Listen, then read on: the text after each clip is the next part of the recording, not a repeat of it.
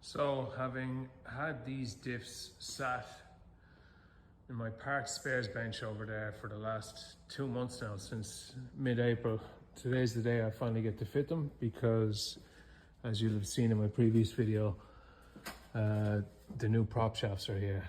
So I was waiting for those prop shafts to arrive. It's been a hard 2 months actually, because I've been excited to try out these ATB differentials.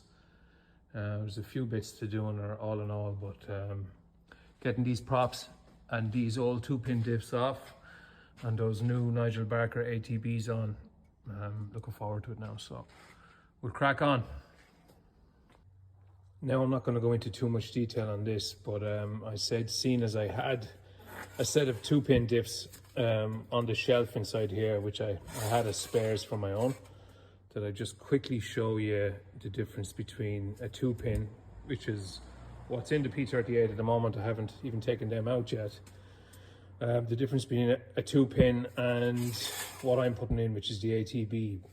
If you'd have seen the previous video, a very good video that Nigel Barker did on the failings of not just these 2-pin diffs, but on the failings of Land Rover diffs in general, you'll have seen him talk about that pin and how weak it's a hollow pin, how weak it is, and if it bends or if it breaks, that you can cause all sorts of carnage and destruction. But if you just have a quick look at the internals of the 2-pin, and if then I stack it beside what he has built for me, which is the Xcess4X4 ATB, which is here, so you can see even on the outside, he will have said before about 8.8 bolts, and he has much stronger version put in here with his Domex carrier cap and all the upgrades that he would have spoke to you about in the previous video. But just in terms of just even looking at them here on the bench,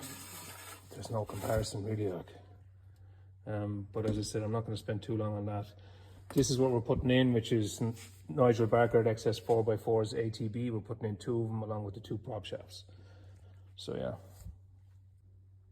Okay, so that's the rear 2-pin diff out of my P38. Just took it out there now. I'm gonna show you real quick. That's your 2 new ATBs. That's the back, the rear prop shaft, and the 2 new ones.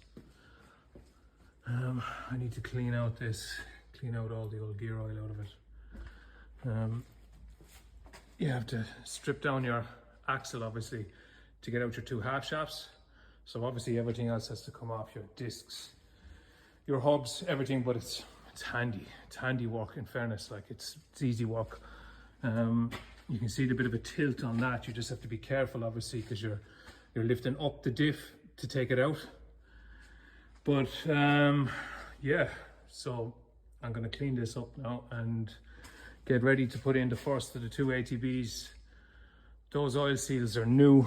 I only did them, I think, before the European trip, so they're okay. I have spares on the shelf just in case there was any issues with them, but they're okay. There's very little use on them. So yeah, I'm gonna get this cleaned up and get it ready for the ATB, and then put everything back together on the rear axle.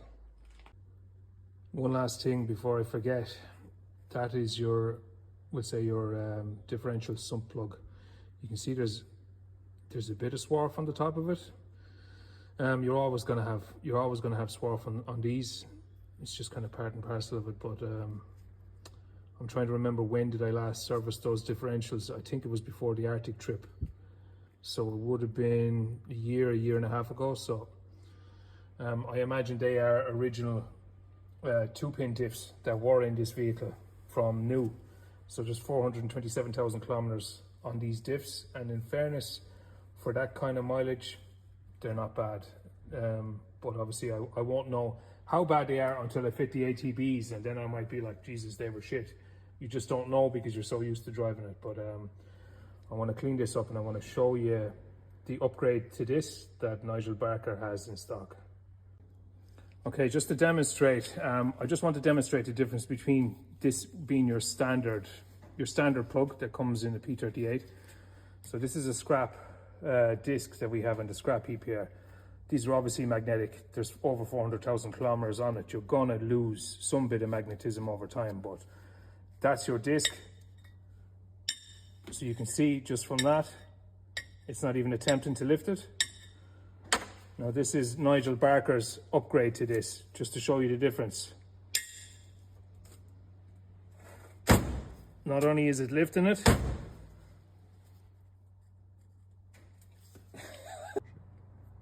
yeah, so you can obviously see the difference. Anyway, like this one, you literally cannot pick that straight up.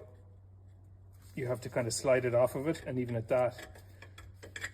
So you can imagine the difference between the two of them. You can imagine that that's gonna take every bit of swarf out of your gear oil in comparison to that. That's obviously just an older design. I don't know where he gets these made, but these are incredibly strong. So yeah, Nigel Barker sells them. Xcess4X4 or megasquirt.co.uk. So that's it. Okay, so that's the rear ATB installed along with the rear prop shaft. You can see here at the rear that she's kind of touching the guard here, but that's just because the wheels are hanging down, the suspension is hanging down. So once the lift is down on the ground or whatever, that won't touch. But that's what she looks like installed. This is the side of your pegged system here. So you've got your phosphor bronze peg on the inside of this, or your pad on the inside of this, stopping it from flexing. So I thought I might get the two of them done today, but there's actually quite a bit of work in stripping down the axle, because as you're stripping it down, you're cleaning parts as you're going, you know, you're taking out the half shafts and stuff like that, and you're cleaning everything up. So the rear is installed today, and I'll get in here early in the morning and I'll install the front. There's a little bit maybe more work to do in the front in terms of a few extra pieces that you have to take off, obviously, to get that diff off. The prop shaft itself is slightly shorter, but I don't think it'll give as much trouble as this one did. This one didn't necessarily give trouble, but one of the nuts that comes out from the drum brake decided it wanted to spin right at the last minute when I had the other three tightened. So to rectify it, we took the other three nuts back off and put a little bit of pressure on the side of the prop to jam that, and we got it in the end. It saved me having to take the whole thing off again and take the drum brake off. But yeah, I'm quite happy with that. I don't know, will I notice much of a difference with only one ATB, but I'll take it for a spin now this evening and we'll see. So go from there.